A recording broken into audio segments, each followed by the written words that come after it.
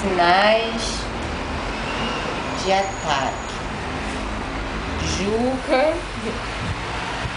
dando sinais de ataque. Como vocês podem observar, os sinais são claros. Os sinais são muito claros.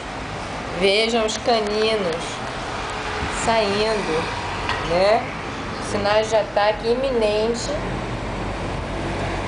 Tem que secar os sinais do ataque iminente. Um cão de alta periculosidade. Um cão que tem uma periculosidade muito alta, muito alta. Ele não gosta, ele está prestes a atacar. É um tubarão. Está prestes a atacar. Sinais muito claros de um ataque físico.